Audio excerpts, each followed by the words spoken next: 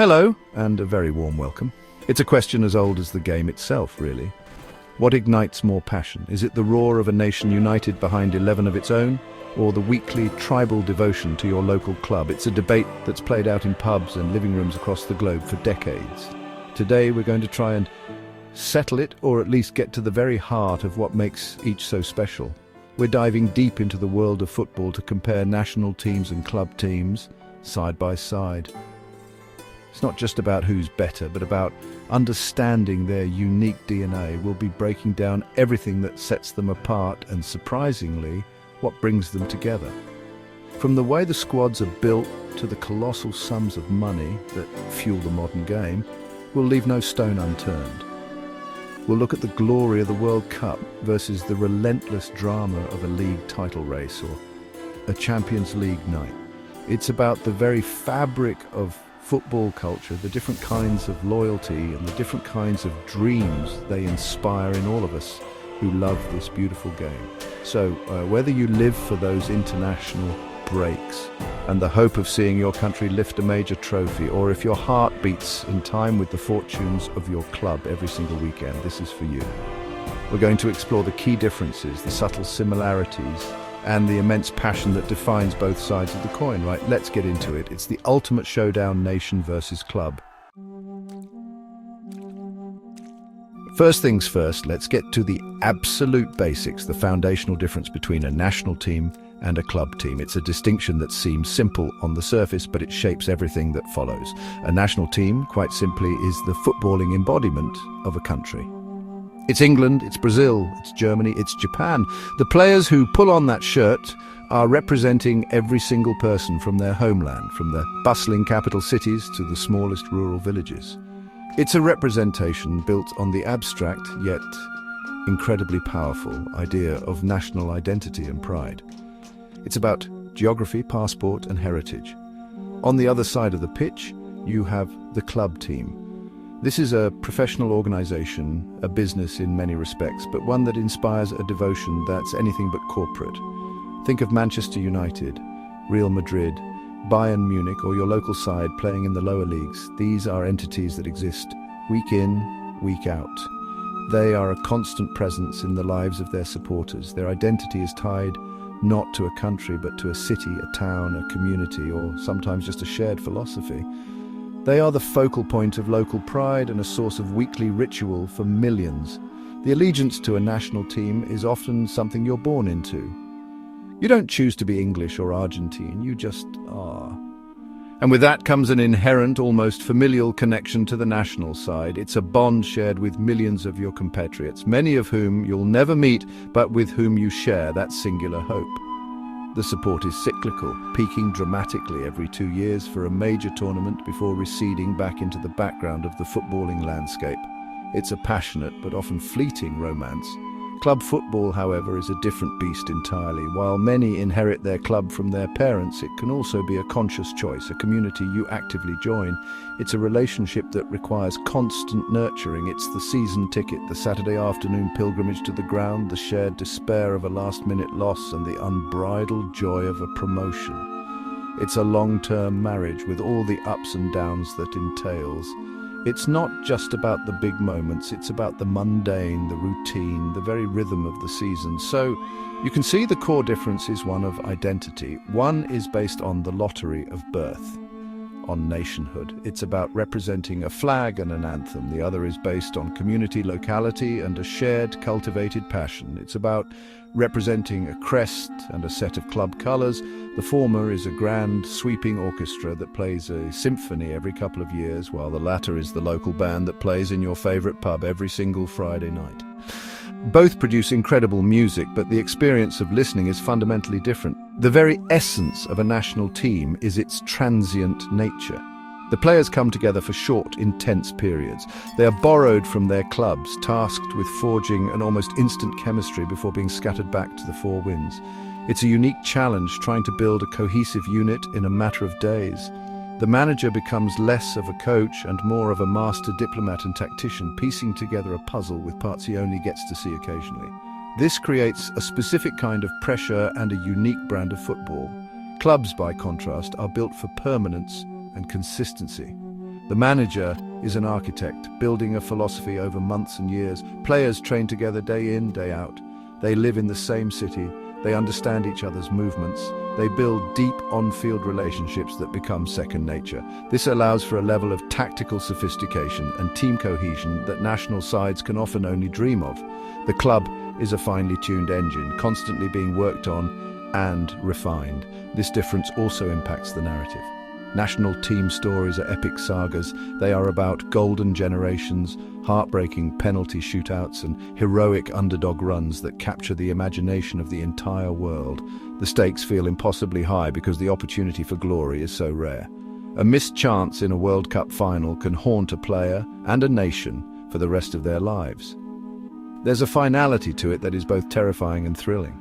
Club football's narrative is more of a long-running television series.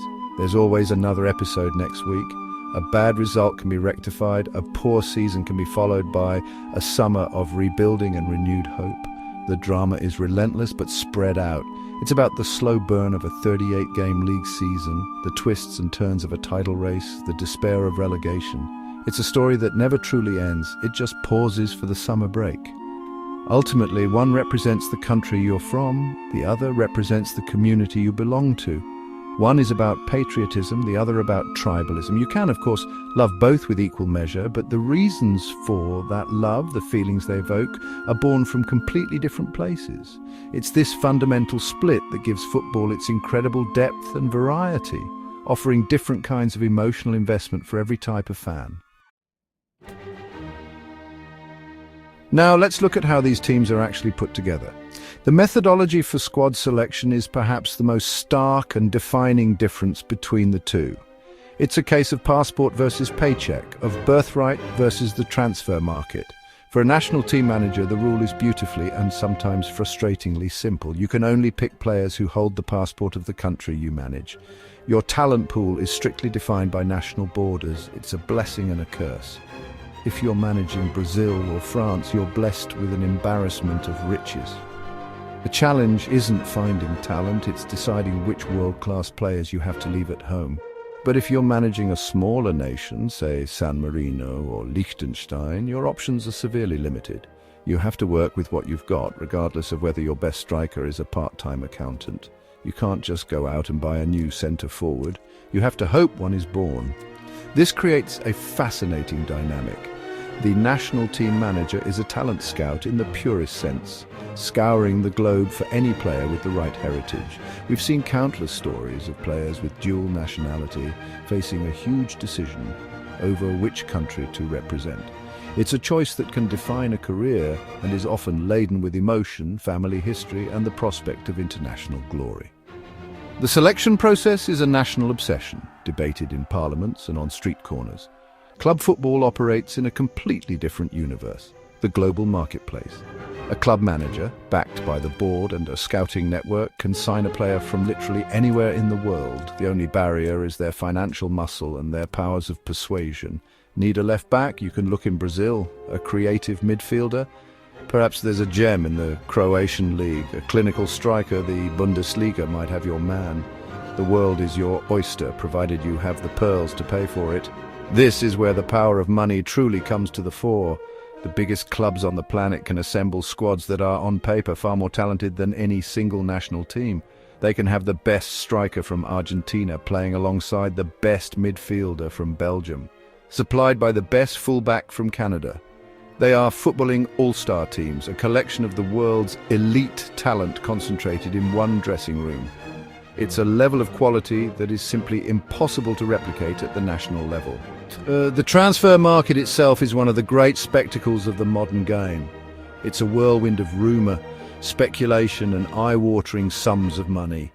The signing of a player isn't just a sporting decision, it's a statement of intent, a huge financial investment that can make or break a club's season, or even its future. This constant churn and the possibility of signing a superstar create a year-round drama that keeps fans engaged even when there's no football being played. The national manager, by contrast, has no such luxury. Their transfers are simply the emergence of new talent within their borders. A prodigious 17-year-old making his debut for his club is in effect a new signing for the national team. The development of young players through club academies becomes a matter of national importance. The health of the domestic league and its ability to produce top-tier talent directly impacts the strength of the national side. This also leads to different types of team chemistry. A club side, built over years with players who train together daily, can develop an almost telepathic understanding. Think of the great Barcelona side under Guardiola, or the Liverpool team of recent years. Their movements and interplay are the result of thousands of hours spent on the training pitch. They are a true team, forged in the crucible of daily work and shared experience. A national team has to create that chemistry in a flash. Players who might be fierce rivals on a Saturday for their clubs have to become brothers in arms on a Tuesday for their country. Egos have to be checked at the door, and different tactical systems have to be melded into one cohesive plan, all within a few training sessions. It's an incredible challenge and a testament to the professionalism of the players that it works as often as it does. The pride of wearing the shirt often becomes the glue that binds them together. So you have two fundamentally different approaches to team building. One is organic, limited, and based on the luck of the draw of nationality. It's about maximizing the potential of a finite pool of players. The other is strategic, global, and driven by financial power. It's about assembling the best possible collection of individuals from an almost infinite pool. Both methods have produced some of the greatest teams the world has ever seen, but the paths they take to get there couldn't be more different. Every team, whether club or country, plays for glory. But the trophies they chase are vastly different, and, the prestige attached to them occupies a different space in the hearts and minds of football fans. The ultimate prize in international football is, without a doubt, the FIFA World Cup. There is simply no bigger sporting event on the planet. For 1 month every 4 years, the entire world stops to watch. It's a festival of football that transcends the sport itself. Winning the World Cup is the absolute pinnacle of a player's career. It's immortality. Think of Pelé, Maradona, Zidane, Messi. Their legends are inextricably linked to their World Cup triumphs.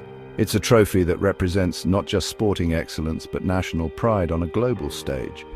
The emotional weight of carrying the hopes of a nation is immense, and the outpouring of joy that follows a victory is something that can unite a country like nothing else. It's history, pure and simple. Alongside the World Cup, you have the Continental Championships, which are massive events in their own right. The UEFA European Championship, the Copa America, the Africa Cup of Nations.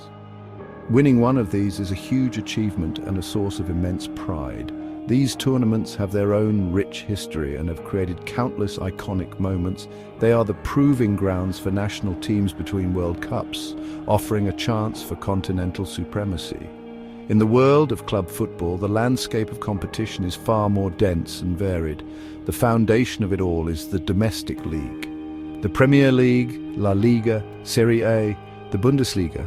These are the 38-game marathons that test a team's consistency, depth, and resilience over a long, grueling season. Winning the league is often seen by managers as the true test of a great team. It shows you were the best week in, week out, not just in a knockout format. There's a purity to it.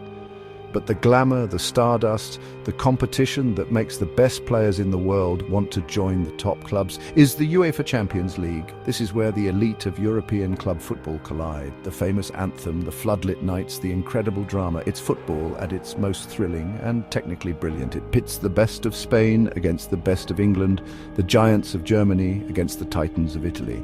It's a showcase of the world's greatest talents, all gathered in one competition. Lifting that famous big-eared trophy can define a club's era. It solidifies a team's place in history.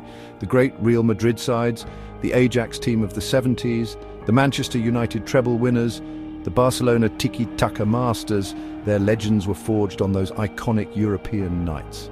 While it may not have the global cultural reach of a World Cup for sheer quality of football, many would argue the latter stages of the Champions League are unparalleled. The structures are also very different. International tournaments are short, explosive affairs. A group stage followed by a series of single-elimination knockout games. The tension is almost unbearable. One mistake, one moment of magic or madness, and you're on the plane home. This format is ripe for upsets and heroic underdog stories. We've all seen a giant of world football humbled by a so-called minnow on the grandest stage. Club competitions, especially the league, are a war of attrition. You can afford a few bad days at the office, but over the course of 9 months, the table doesn't lie. It rewards consistency above all else. The Champions League offers a hybrid model with a group stage to weed out the weaker teams before it transforms into a high-stakes knockout competition, combining the need for consistency with the ability to perform under immense pressure in one-off games. There's also the frequency. The World Cup comes around only once every 4 years. That rarity is what makes it so special. A top player might only get 3, maybe 4 realistic chances to win it in their entire career. The window of opportunity is tiny. The Champions League, on the other hand, is an annual event. If you fail one year, you can regroup, strengthen the squad, and go again the next. It offers a more immediate chance for redemption. So which is bigger? It's a classic head versus heart debate. The World Cup captures the imagination of the entire planet and represents the ultimate in national achievement. It's a cultural phenomenon. The Champions League, however, arguably showcases a higher, more consistent level of football, featuring dream teams that national managers can only envy.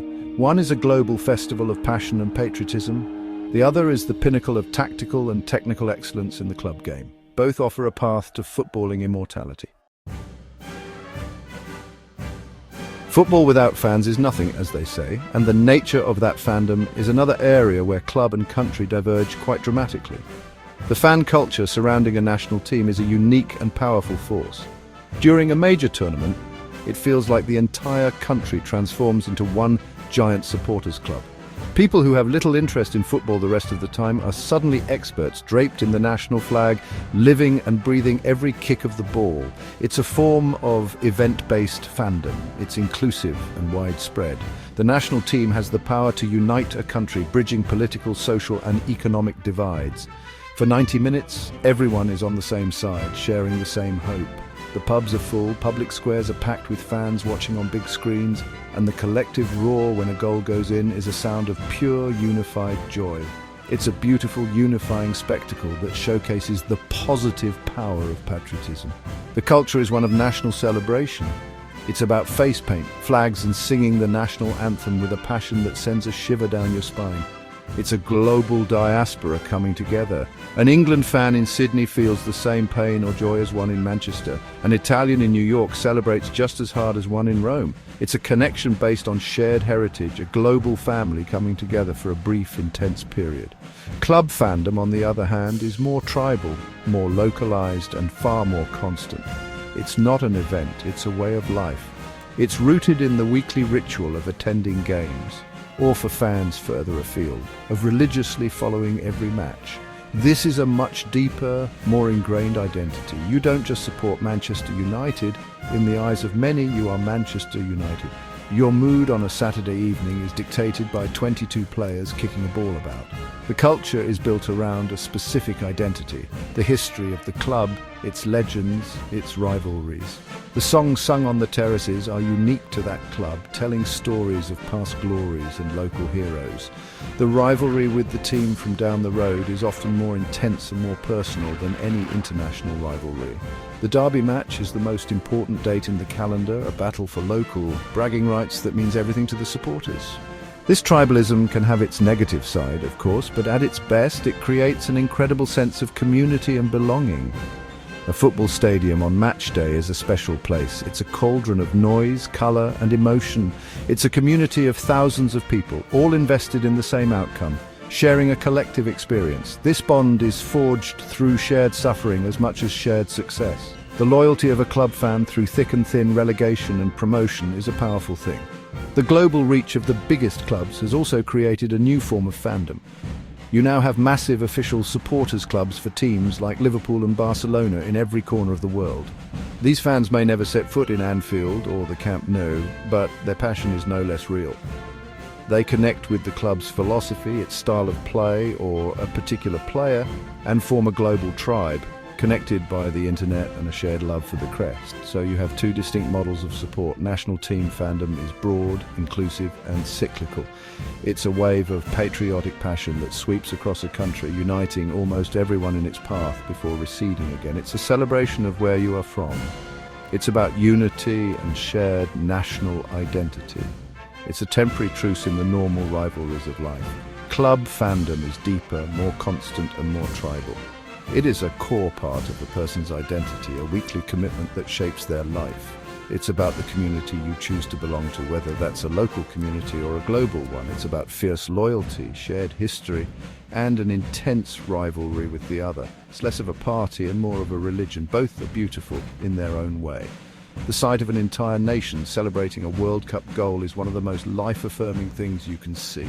But the sound of 50,000 die-hard club fans singing their anthem in unison, creating a wall of sound that intimidates the opposition and inspires their own team, is one of the most powerful experiences in all of sport. It's the difference between a national holiday and a family gathering. Both are special, but the feeling is entirely different. In the modern game, money talks, and it often shouts. The financial disparity between the world of club football and international football is colossal and influences everything from player recruitment to the facilities they use. Let's be blunt, the top club teams operate on a financial level that national associations can only dream of. They are global commercial juggernauts. A top Premier League or La Liga club generates revenue from multiple, extremely lucrative sources. Broadcasting rights are the biggest driver, with television deals worth billions of pounds being distributed among the clubs. Then you have matchday income from ticket sales, corporate hospitality, and concessions. A full stadium for 19 home league games, plus cup matches, is a massive and consistent revenue stream that national teams simply don't have. Furthermore, the commercial and sponsorship side of club football is a different stratosphere. Clubs have shirt sponsors, sleeve sponsors, training kit sponsors, official airline partners, official noodle partners, you name it.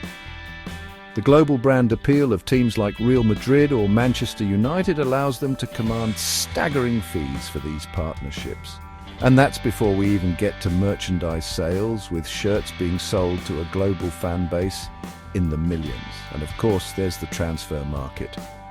While it involves spending huge sums, it can also be a source of income. A club that is adept at developing young players or scouting bargains can sell them on for a massive profit, which can then be reinvested back into the squad or the club's infrastructure. It's a self-sustaining ecosystem of finance, at least for the clubs at the very top of the food chain. National football associations, on the other hand, have a much more limited financial model. Their primary income comes from their own sponsorship deals, a share of the revenue from the tournaments they participate in, like the World Cup, and gate receipts from the handful of home games they play each year. While a federation like the English FA is a wealthy organisation, it pales in comparison to the revenue generated by the top clubs in its own league. This financial power directly translates into resources. Top clubs have state-of-the-art training facilities with dozens of perfectly manicured pitches, advanced sports science departments, medical teams, nutritionists and psychologists. They can invest millions in data analytics to gain a tactical edge. They provide an environment designed to squeeze every last drop of potential out of their multi-million-pound assets, the players. When players go on international duty, they are often stepping into a less lavish environment. While the facilities are still excellent at the top level, they are rarely on the same scale as those at their clubs. The National Association is a non-profit organisation, in theory, tasked with developing the game at all levels, from grassroots to the senior team. Their money has to be spread much more thinly than a commercial club's, which has one goal: to win.